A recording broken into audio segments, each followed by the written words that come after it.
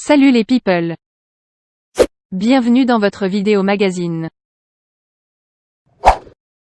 Pour le public français, la navigatrice des studios Disney a pour nom Vaiana, un nom qui est tiré du tahitien et qui mêle les concepts de l'eau, Vai, et de la caverne, Ana.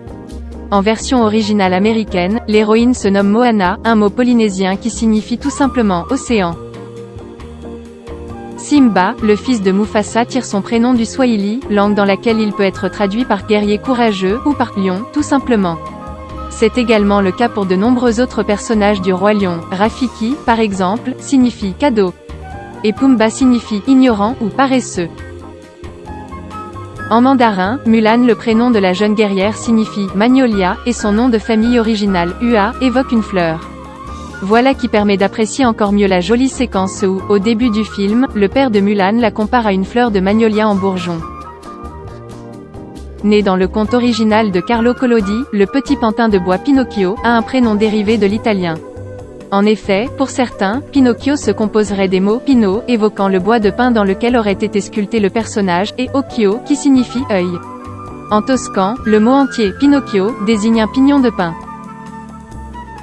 Selon le site History, la célèbre amérindienne Pocahontas, de la tribu Powhatan, aurait porté plusieurs patronymes durant sa vie et Pocahontas ne serait que son surnom, évoquant son caractère joueur et espiègle.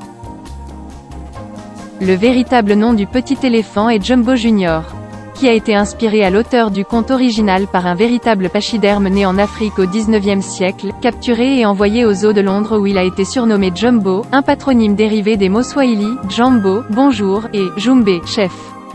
Dans le conte comme dans le film Disney, ce sont des spectateurs particulièrement moqueurs qui affublent l'éléphanto du surnom Dumbo, dérivé de l'anglais « dumb », c'est-à-dire idiot. Tiré du mot italien « bambino », qui signifie « enfant », le nom du célèbre petit fan Bambi de Disney évoque instantanément son côté juvénile. Lorsqu'il a écrit le livre de la jungle en 1894, Rudyard Kipling s'est inspiré de ses voyages en Inde pour créer ses personnages, ainsi que leurs patronymes. En effet, en langue pashto, un dialecte indo-iranien, le mot « balou » signifie tout simplement « ours ». Quant à Bagheera, il tire son nom de la langue hindoustanie, dans laquelle il peut être traduit par panthère, ou par léopard. Dans le roman original de Victor Hugo, le cruel patronyme dont a été affublé le bossu fait référence au jour du calendrier où ce dernier a été trouvé par Frollo, le deuxième dimanche de Pâques, aussi appelé « jour de Quasimodo ». Un terme qui s'inspire également d'une citation biblique, dans la première épître de Pierre, Quasimodo geniti infant.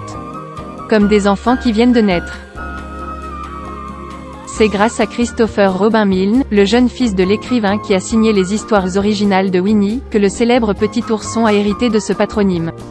En effet, dans son jeune âge, le petit Christopher Robin s'était retrouvé fasciné par une ours noire du zoo de Londres appelée Winnipeg, et avait donc choisi de rebaptiser Winnie son propre ours en peluche.